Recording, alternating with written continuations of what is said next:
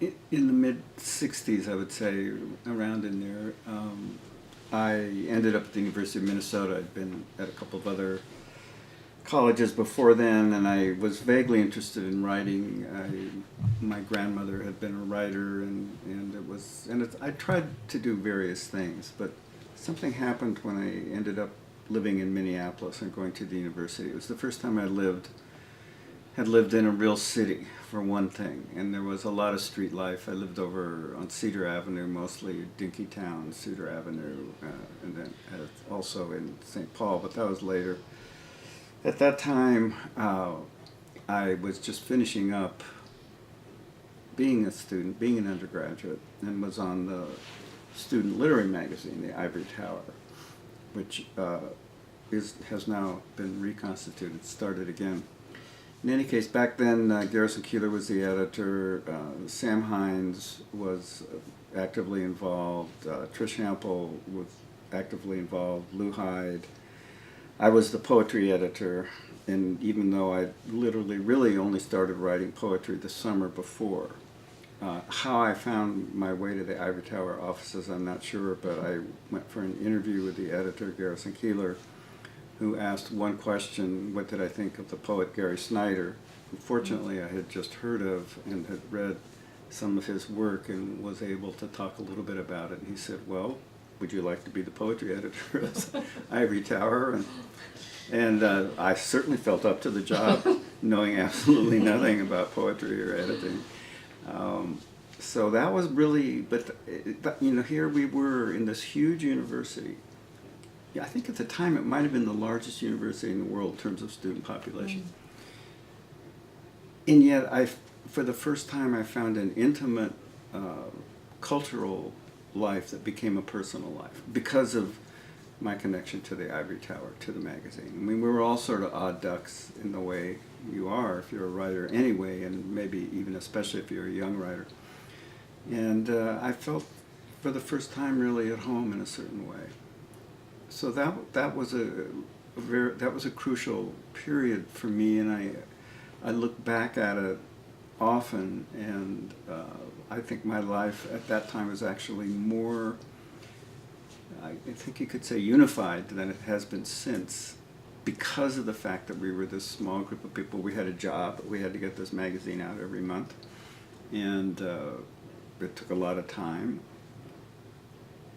At the same time, there were professors there. Alan Tate, John Berryman were two that I worked with. And these were the first real poets I'd ever met. I'd never worked with, as a student, with somebody who was passionate about poetry, especially the way John Berryman was. Alan Tate was sort of more gentlemanly and reserved, and he liked to read poems aloud. We'd come into class, and the class would start, and he would start reading some of his favorite poems aloud, and then the hour would be done, and that was the end of the class for that day.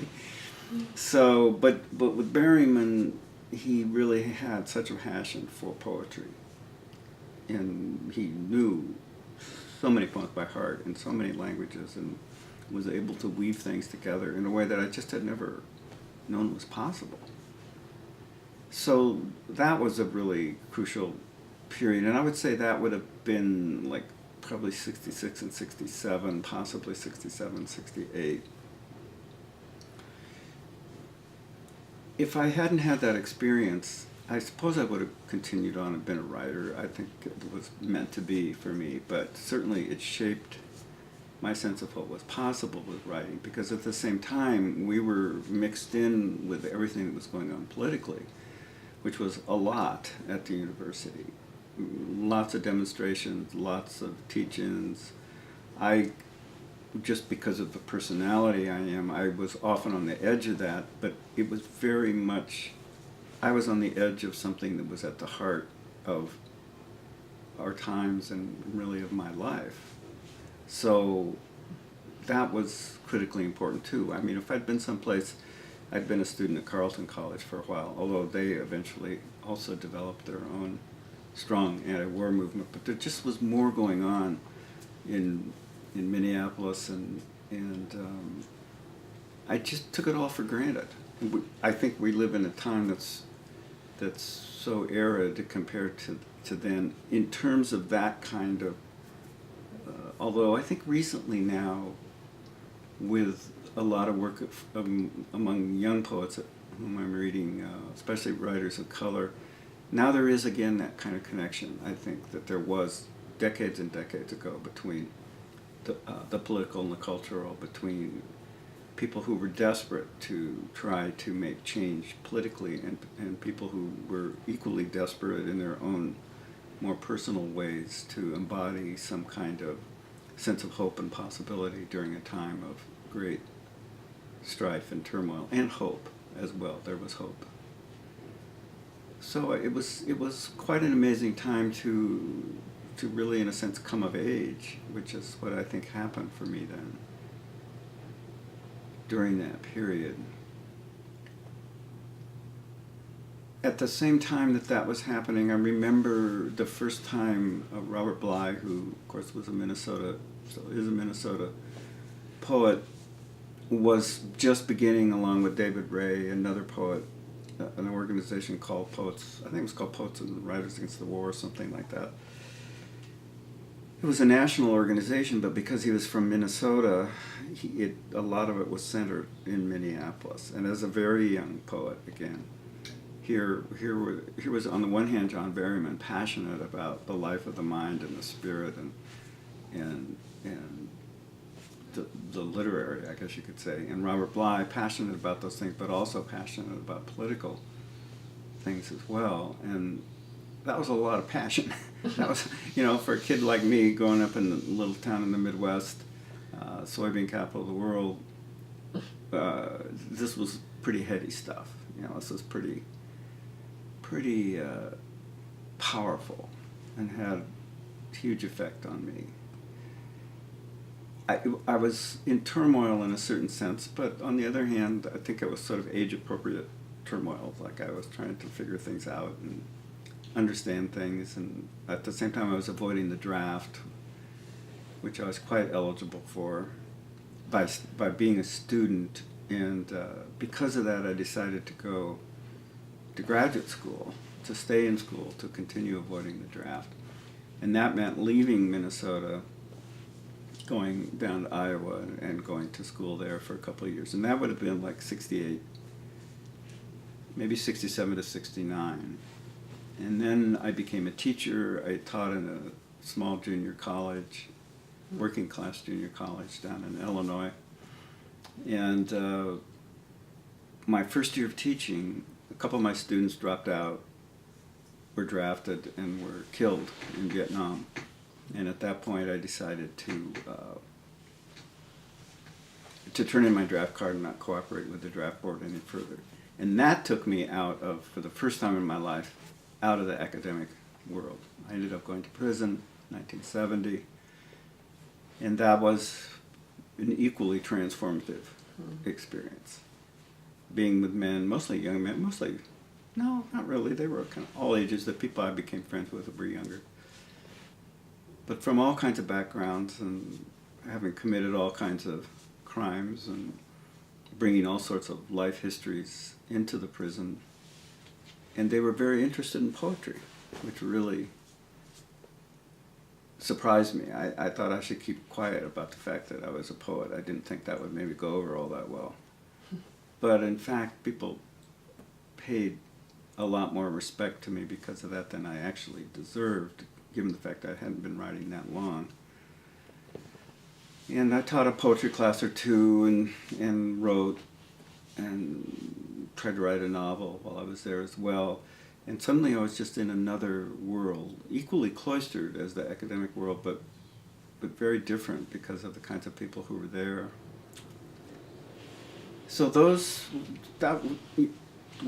that took me up through the end of 1970, and I came out of prison and promptly got incredibly depressed. I think because I never really had an issue with depression, but I think that I thought that somehow becoming a writer and then becoming politically active, by my lights, politically active, would just kind of throw me in a new direction, and it didn't work like that. I think probably what happened is that I began to realize the depths of the problems in our culture, and also just the problems of being a human being. And I hadn't really prepared for those. You know, I'd done a lot of reading, I'd done a lot of sort of learning about being a poet, and a lot of thinking about politics, and had some really interesting discussions with my contemporaries, and I feel like we all help teach each other. But there's another level, and that level I hadn't really explored.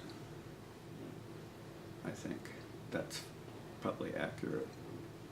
So that began a new trajectory in a lot of ways, and took me in new directions.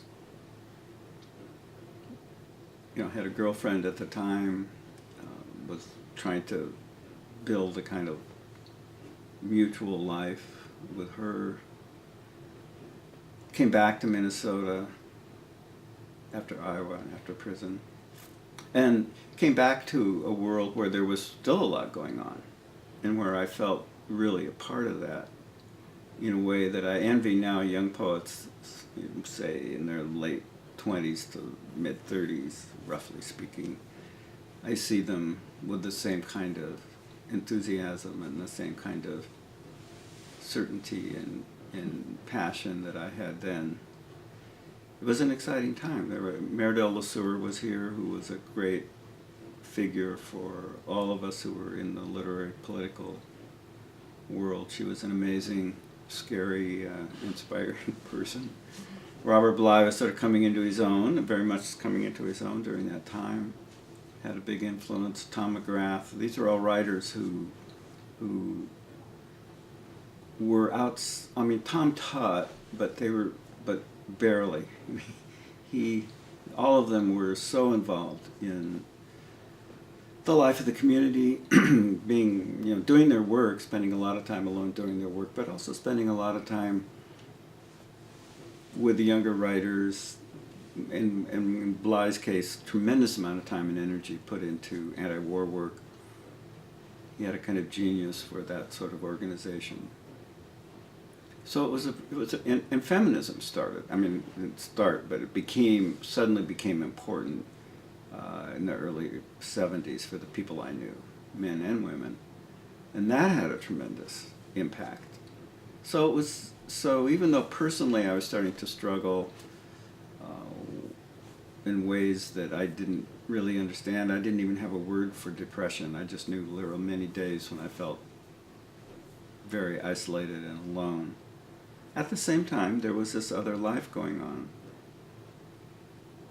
Thank God it was going on. It kept me engaged in certain ways I might not have been otherwise, and part of something larger than myself.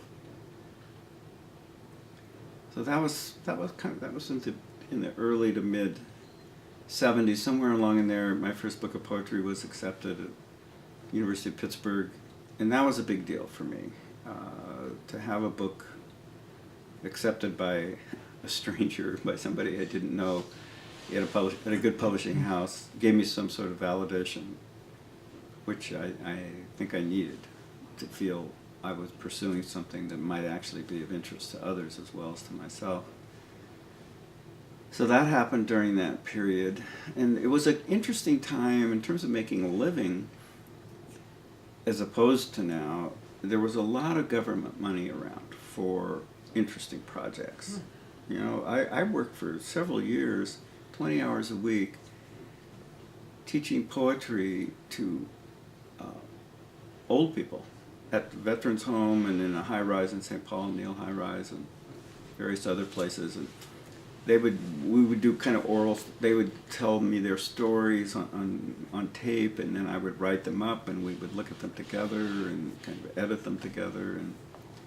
And it was a wonderful way to be able to make a living and at the same time be involved in something I cared about. Poets in the Schools was happening, kind of gathering steam around then, which was another great program, which employed a lot of writers. So there was a kind of, you didn't have to be teaching at a university. And today you either are, it seems to me, you're either teaching at a university full-time, or you're adjunct, or as one of my best young friends, who's a poet who's published widely and deserves a different fate, is cleaning houses for a living. I mean, there aren't those little niches anymore that there used to be, and I think those little niches are really important because they give you a sense that something was possible, that you could have an impact in the culture doing something you loved and make, an adequate living at doing it. So that life continued, and the war ended, and eventually, finally, and a lot of people had been badly affected by the war, I think, including myself. And I hadn't really realized that while I was in prison, but I think nothing actually happened, but that something happened to my spirit there, being in prison, that I've never totally shaken, but I think was important too, that it gave me some kind of a richness or a sense of the way fate can work in people's lives.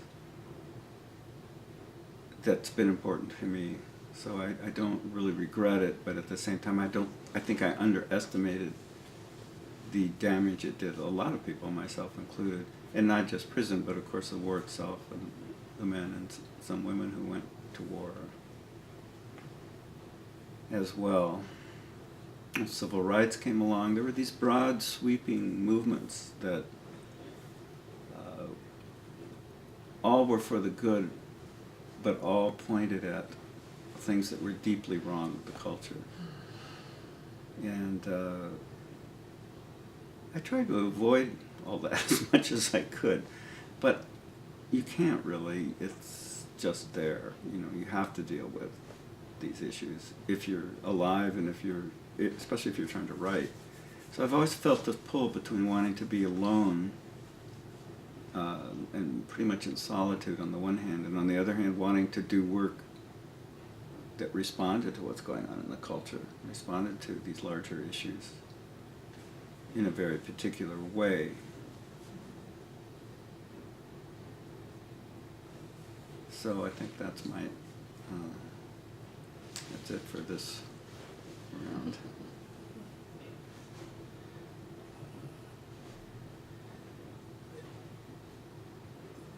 The first word always seems worth saving.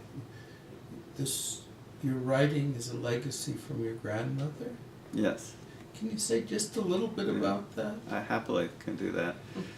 So when I was a kid, and I would say I was probably 9 or 10, my grandmother was in her mid-50s, and she'd always written throughout her life and published some poems. Back in those days, they used to publish poems in the newspapers a lot, and she would have the occasional poem in a newspaper. And when I was born, it was during World War II, and my father was not around. He was in the Army, and she wrote a thing called Private Moore's Baby, which was sort of the view of life from Private Moore's Baby. That was me. So she'd always written, and her friends in this little town in Decatur were people who taught at the local university, and she was one of the first people I ever heard of who got a divorce, and her husband was not a great guy, my grandfather. And she wrote a novel. She just did it, and she sat up in her bedroom all day, every day, and which seemed ideal to me. I mean, spend all day alone, and then she went off to this conference called Breadloaf, which is this quite famous conference that happens every summer, where young writers go to develop their skills and make contacts and so on. But she was in her 50s, and she went, and there was an agent there, and the agent came up to her after she'd done her little excerpt, her reading from this novel, and said, this novel's going to get published, and I want to be the person to see that happens. And so when I was this kid, here was this picture of my grandmother spending all day alone, getting to do what she wanted to do, and then after a certain period of time, coming down from the bedroom, and a book is published. It's a bestseller in the New York Times bestseller list, and there's a big party, and then she retreats again to the bedroom and goes back and starts another book. This just seemed ideal to me. I had such great longing for that life as I understood it in a pretty imperfect way, but still was drawn to it. And my grandmother was was great with me. She really encouraged me to be as idiosyncratic and she encouraged me to be whoever I wanted to be in a way that my parents, they weren't against that exactly, but I think they were just always a little scared of me. There was just like, who is this kind of odd young guy who's reading all the time and off by himself? And my grandmother understood that. And so we spent a lot of time together and broke a lot of rules together. So she was that kind of grandmother. So I just thought, I think without thinking it consciously, maybe I did think it consciously. This is what I want to do. I want to grow up and spend all the time up in my bedroom and write stuff and come down every so often and have a book published and then run right back up and start all over again. So yes, you picked up on something quite real and important, because it was not a town. My father never went to college. He was self-educated in a wonderful way. My mother did go to college, but we lived in this small town where there were no bookstores. I didn't even know what a bookstore was until much later. I just thought you could buy encyclopedias at the department store, and you could go to the library and check out books. So it just wasn't a life of. It wasn't Paris in the 30s. So my grandmother was pretty key. She was pretty important. That here was this person who did this thing. She wrote, she read, she laughed. Was she the person who started that tradition in your family? I think maybe she was the person who started that tradition. I can't think of anybody before her. That's actually a good question, and my sister, who has a much better sense of the family history than I have, could maybe shed more light on it. My mother her daughter was not interested in writing, but my aunt, her other daughter, was, and she published some stories here and there, but was very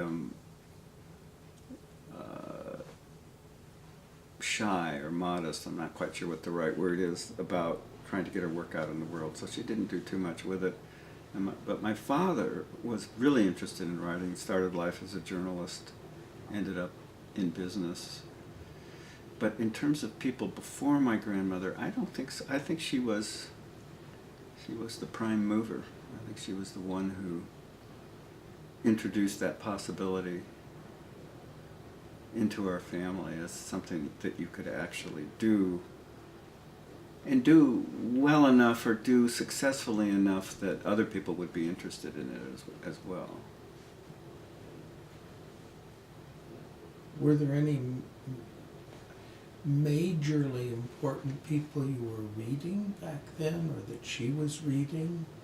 I mean, were there looming figures? She loved Thomas Wolfe. And I was way too young to read Thomas Wolfe, but she later, as I became a sleuth looking through the library that she left behind when I was older, looking at the books that she had, it was clear that he was important to her. And the idea of writing about home in a certain way, and of trying to imagine in a powerful way as you could what a home would be like for somebody who basically was never going to feel at home in the world. That was sort of her thing. I see that now when I go back and look at the one book she did publish, that's the case. As for me, when I was that age, I was reading James Bond mysteries and books about Kit Carson and other edifying things. Oh, when I was a kid, even younger, the Hardy Boy Mysteries, I thought those were great. Were wonderful.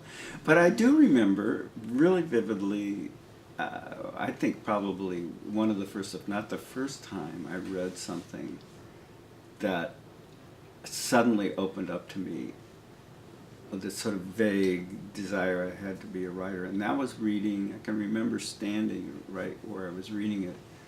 My parents subscribed to the New Yorker, and in one issue, and we'd have to go back, I'd have to go back and find out the year, but I was a teenager. I'm sure I wasn't in college at all. It might have been, I don't think so. Reading James Baldwin's The Fire Next Time, which the New Yorker published in its entirety in one issue. And I just was completely astounded by reading something that so powerfully spoke to an experience which I had almost no knowledge of, that is no knowledge of, being an African American in Harlem, son of a preacher. And a world so different from mine, and yet he could bring it alive so powerfully that it became part of my life. And I'm sure that in some way that experience got transformed in my mind into some vague but powerful, almost unconscious goal to want to render my own experience as vividly as I could, which seemed as peculiar to me as his experience seemed to me. And yet his experience became universal, became something that you could really grasp and be moved by and challenged by. So that was one of the first pieces of real writing, I guess I would say, maybe the first that I read, that opened up a path, and that I knew after I read it that I had really not understood what was possible to do with writing, with literature. I mean, I had been involved, in another way, I had been involved in reading the James Bond mysteries and the Hardy Boy mysteries. Then too, you're entering a world that's not your own world, and it becomes vivid to you and exciting, and it gets you out of your own world, which is terrific if you're who I was. So in their own ways, they did that too, but the Baldwin took it to another level, and introduced me to American experience in a way that I'd never seen it, and never understood it. And then poetry, I don't quite remember how that happened. I remember in high school, in English class, reading Lawrence Ferlinghetti, Coney Island of the Mind, under my desk while we were talking about something else in class. I think probably that was the first book of contemporary American poetry I'd read. I'm sure it was. Coney Island of the Mind. Probably not a terrifically great book of poetry, but I think there's some good stuff in it. But mainly, it did what the Baldwin did. It said, here's life, and I'm going to give it to you whether you want it or not. And I'm going to give it to you in a way you can't ignore. I was mesmerized by it. And I think probably at that point, I would have been a junior or possibly senior in high school. The idea of poetry began to enter my mind. And then in college, I did start to try to write. I think I was actually trying to write a novel. I still wasn't really, I was reading some poetry. And the beats had come in to their own, and I don't think I really read Ginsberg that much, but I don't honestly remember exactly. I remember I was reading Kenneth Rexroth, was important to me at that time, in college. And I wasn't really getting anything out of courses, though. This was when I was at Carleton. It wasn't until I got to the university and encountered Berryman and Alan Tate that the stakes got really raised for me about what was possible to do with poetry. And at that point, I became more interested in writing poetry. And I had an interim period. I left Carleton, had fallen in love with my roommate's girlfriend, and was miserable. And I had to stay in school because I was avoiding the draft. I went down to Oklahoma. I had this sort of very dramatic split from my old life, though I was still in school. And that's when I began writing poetry. So I started writing poetry later than people often do. So that would have been my junior year in college. I had a good teacher.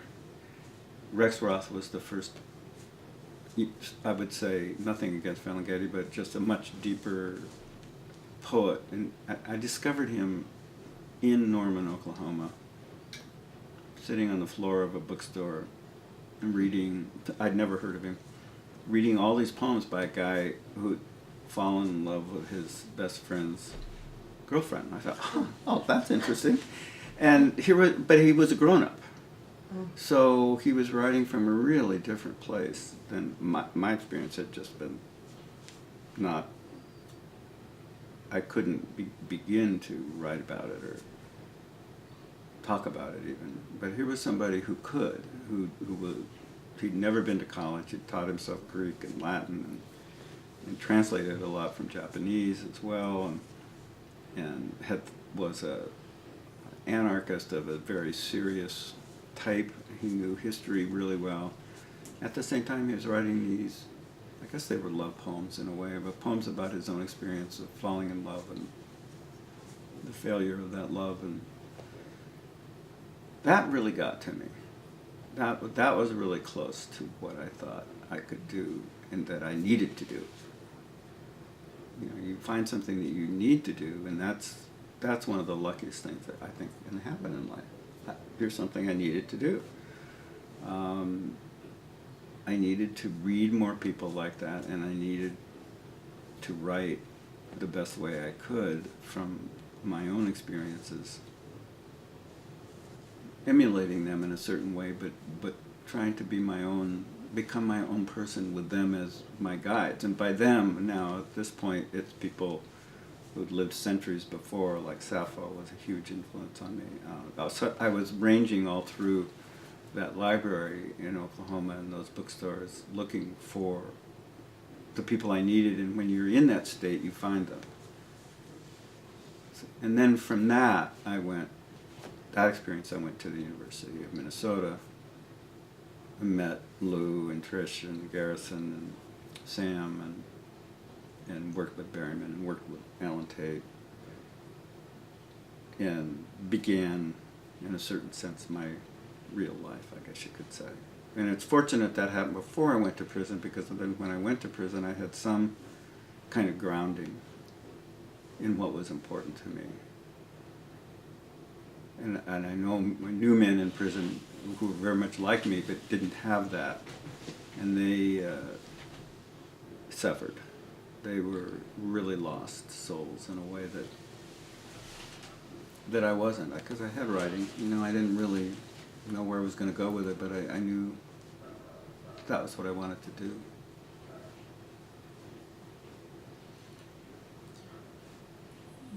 You said that when you came out of prison, you came to think about the problems of America, of American culture, in maybe a new way.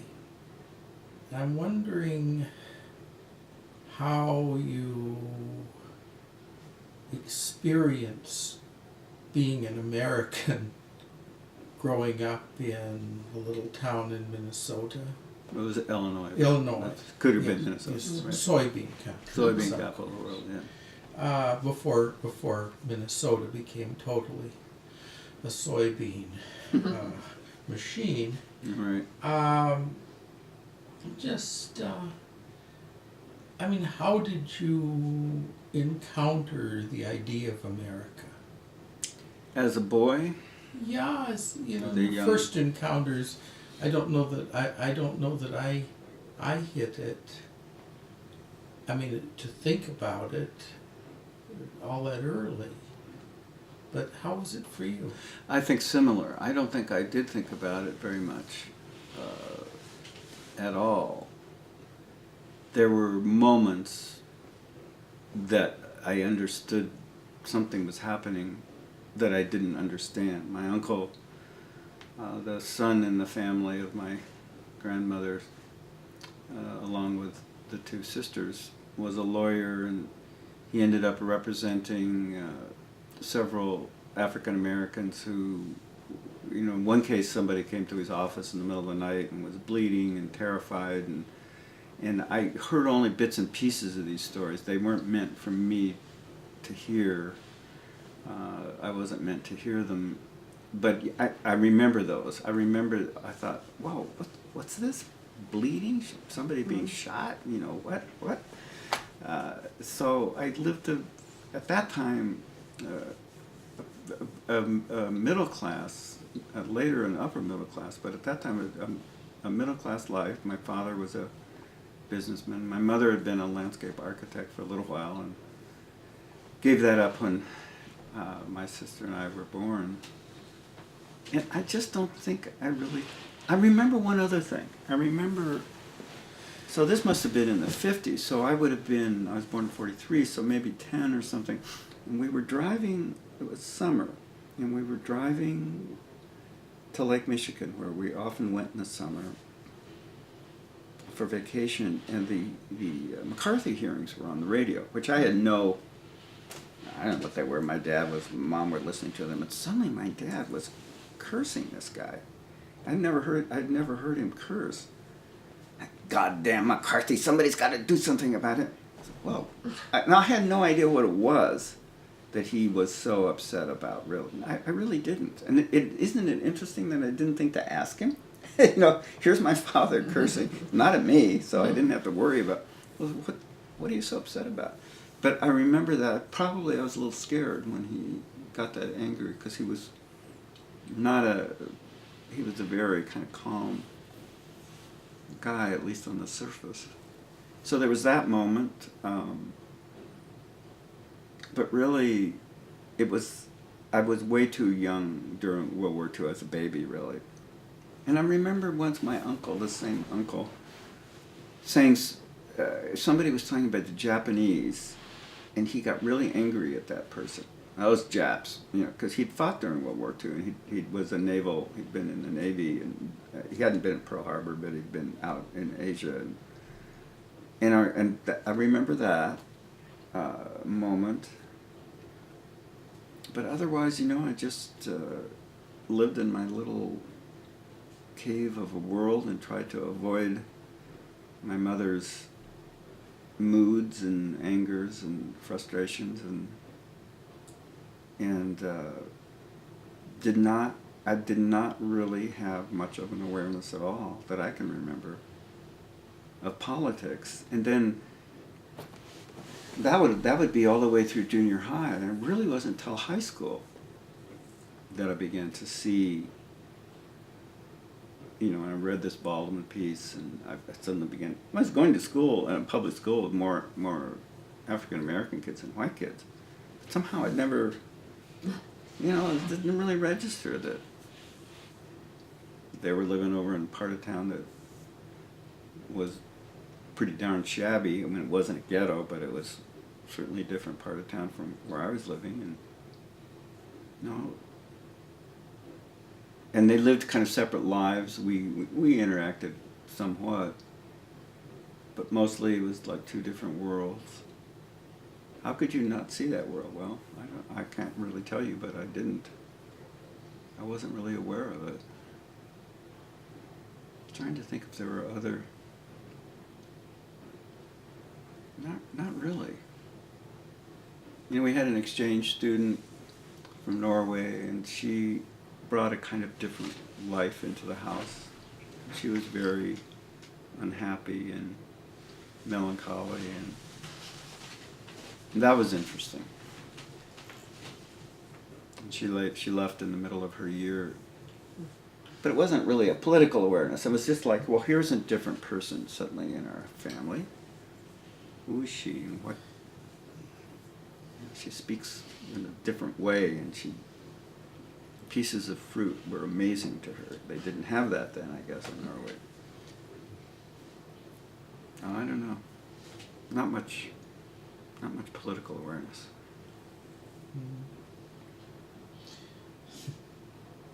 Tom has a poem, Mr. and Mrs. Foxbright ex Muddlehead at home. That could be us. Yeah, I mean, so many trumpet sounding saying, there are things important here you should be paying attention to. And I know. Yeah. my family, they paid attention some, but, Mm. just to put the pieces together. And they had Tom a quarter mile away, Yeah. poking him with a stick Yeah. still. That's But right. now, you got to the point, eventually, where you made, in some sense, the big statement about American politics. I mean, the statement of going to jail. Right. Well, how did that happen for you? That you went from, Right. getting hints that something wasn't Right. quite right, Right. to being willing to make some sacrifices. Well, I think being at the university was really important that way. As it is, I'm sure, anybody who goes to a university is likely to have this sort of transformative experience. You've maybe lived in a kind of a cocoon, or if you're lucky, I guess that's the word, you lived in a cocoon, and you go to a university and suddenly there are people, professors among them, who are throwing ideas at you that you'd never thought about, and they seem outrageous and exciting. And at the same time, Vietnam was starting to happen, and that was unavoidable for a man at that age. You had to deal with it one way or another. So there were many different paths you could take, but suddenly, whether you wanted to be engaged with the larger world or not, you had to be. And I think I was just talking about this the other night with a friend who's Canadian, and she was asking kind of the same question, really. How did you get to the point where you did this? And my answer to that has always been, and it's true, I think, as far as it goes, that I had these two students. My first year of teaching, I was really excited about teaching. I was talking about Thoreau and Emerson and Whitman and these people who had been such powerful influences on me. And my students were virtually my age. They were a couple years younger, maybe 3 or 4 years younger even, but not much more than that. And I just was so excited to be there. And I had my teacher's deferment, so I didn't have to worry about Vietnam. And then when these two young men went off, and just one right after the other, drafted, did their basic training, went to Vietnam and were killed, it really became very personal for me, who I was, that I was living this life of privilege, able to not deal with the draft and the war, but at the same time talking very excitedly about how you had to stand up for what you believed in, a la Thoreau and Whitman. Whitman, dismiss whatever insults your own soul, was sort of my motto back in those days. And I realized, as I was talking to this woman the other night, the Canadian woman, it was also a tremendous act of privilege to put myself in a situation where I go to jail. I mean, only a white kid of a certain economic class and a certain level of education and a certain sense of his right to do what he believed in doing could do something like that. I mean, you didn't see a lot of poor kids or kids of color, saying, "Hey, I want to go to prison," and their fate could likely have been very different from mine, and because they would have been without any protection whatsoever. I had a friend, Sam Hines, who, as I mentioned, was on the Literary magazine with me, who was a law student at the time, and actually got me out of prison on a Supreme Court decision. Well, it just takes a certain level of connectedness and I don't know, having access to certain kinds of ways of being in the world to pull something like that off. So I think it was, in a certain sense, a brave thing that I did, although it was another one of those things that you do because you have to do. It was funny. I just really had no other choice as I saw it, as I felt it. On the other hand, you know, it had a lot to do with who I was, where I was economically, where I was as a young, you know, white professional. So it was kind of a mix. So both those things, I think, were contributing factors to how I ended up in prison. No. You've read pretty broadly in literature,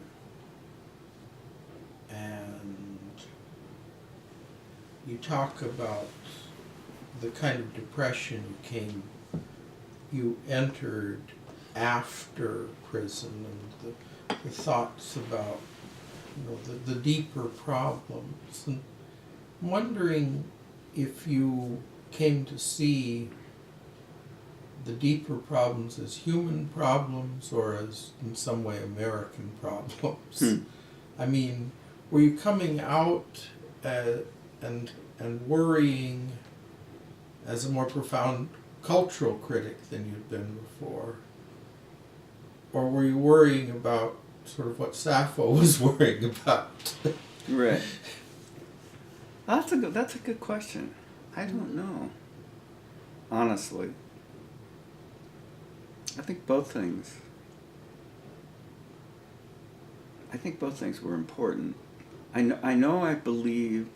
somehow believed that going to prison, and of course there were a lot of young men doing the same kind of thing, either going to prison or going to Canada or getting CO status. I really thought, being, again, from a sort of privileged background, that because we were right, and because we were doing something somewhat extreme, that everything would change. I don't think I thought this I might have thought it consciously, but I think it just was in my DNA that if you do the right thing, and other people are doing the right thing, and everybody sort of gets that there's this horrible war, that there'll be change. And in some ways there was change, but as we know, living as we do in the age of Trump, it's you know, change. If change happens, it doesn't happen like that because of a few idealistic young men, and in some cases women who were also very active. And I think I found that depressing. You know, I wanted to believe that because we were so clearly right, and the culture at large gradually understood that, you know, the media and the political people, even people kind of understood that this was a huge mistake that we'd made, and yet nothing changed. Nothing changed, really. So I don't know if that depression, I think also it had to do with other sources and just me, you know, some experiences that I'd had that I hadn't really dealt with, that didn't, well, they were political, I guess you could say, in a certain sense, but so the two came together the way they do, the personal and the political merged together. And although I lived at that time during a period of a fair amount of hope, there was still a lot of hope around into the early mid-70s. I guess that kind of went away by the 80s, that there could be real change in the country. I think something inside me already knew that wasn't going to happen. And that there was a sort of inherent sadness about life and darkness. And I was beginning to get a glimmer of the fact that I was mortal and that all people are mortal, and I think I was kind of overwhelmed by all that. For all of my, you know, being well read and able to talk about literature and able to present ideas in the classroom and able to write some good poems. None of that really was enough or is ever enough, it seems to me. That there is this inherent darkness, and sort of it's how you respond to it that then becomes, if you're a writer, your life's work in some way. I think I think today, as opposed to more than 40 years ago, there's a much clearer understanding and deeper understanding of depression, and I think, you know, one of the terrible things about depression is the isolation you feel. And at least today, people know that there is a thing, that it's not just something that, you know, God has pointed a finger at you and said that you're going to go to bed all day and not get up. You understand that there's something that happens to people, can happen to people, and you're alone with it, but at least you know that other people go through it, and that's made a big difference to me to come to understand that. So, yeah. I can imagine that Berriman's suicide must have been a major iceberg kind of thing for the folks who loved him. Well, it was shocking, but not really surprising.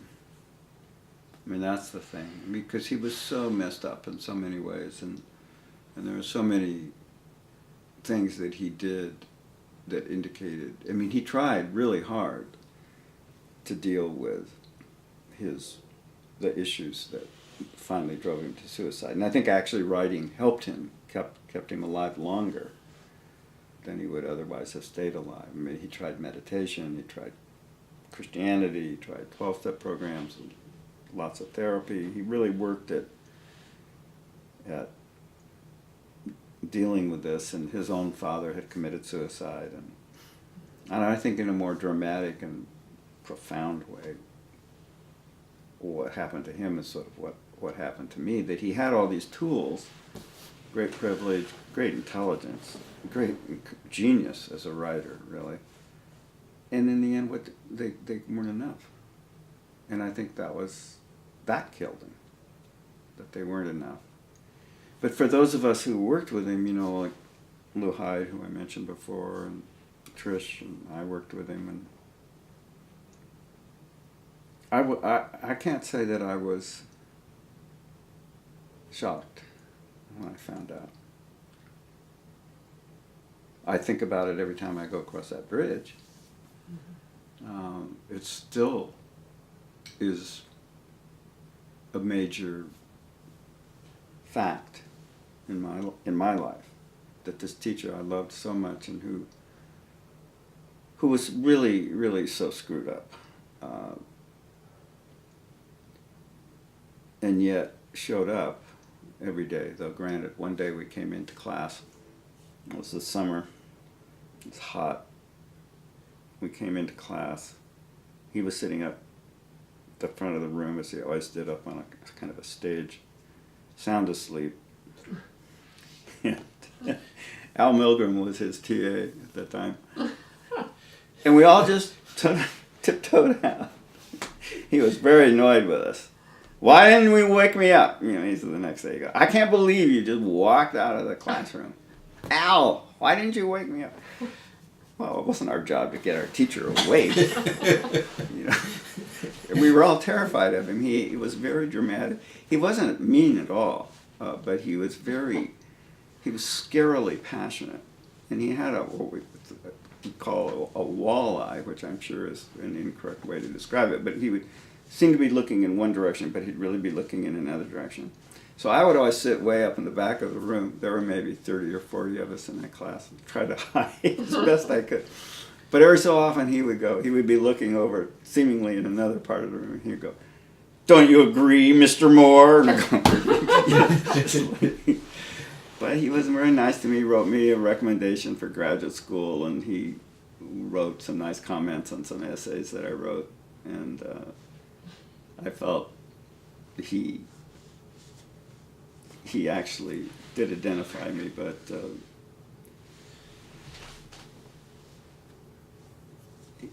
he was so haunted by so many things. I didn't really understand that then. I understood it more as time went by. I'm not sure. I think there were several years passed before he committed suicide, and in those intervening years, I kept hearing more and more stories about, calling up people in the middle of the night, drunk and unhappy and desperate.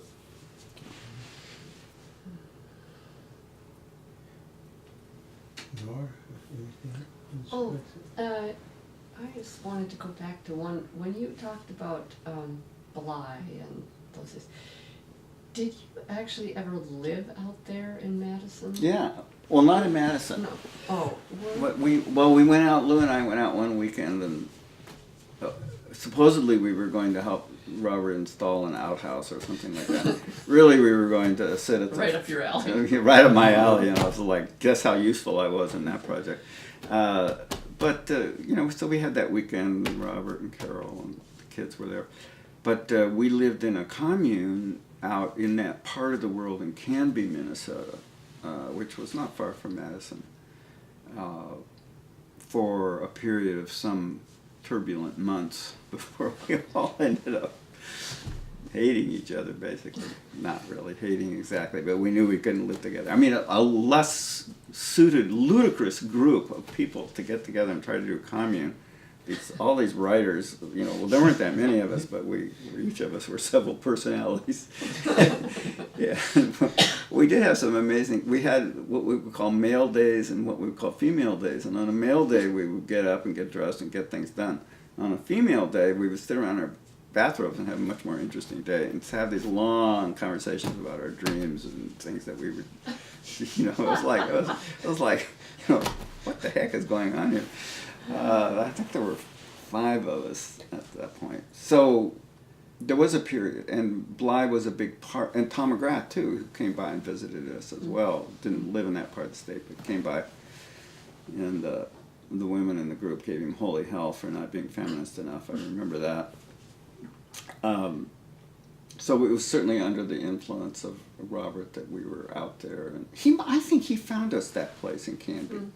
It was an old abandoned farmhouse, and we competed to see. We would team up, and we had to compete to see who could buy the meals for a week, spending the least money. And it couldn't be your partner; it had to be somebody else. So we would buy the big sacks of rice and stuff, and I don't know. We must have cut quite a. We must have seemed very odd to the farmers of Canby, but there we were in this beautiful countryside, and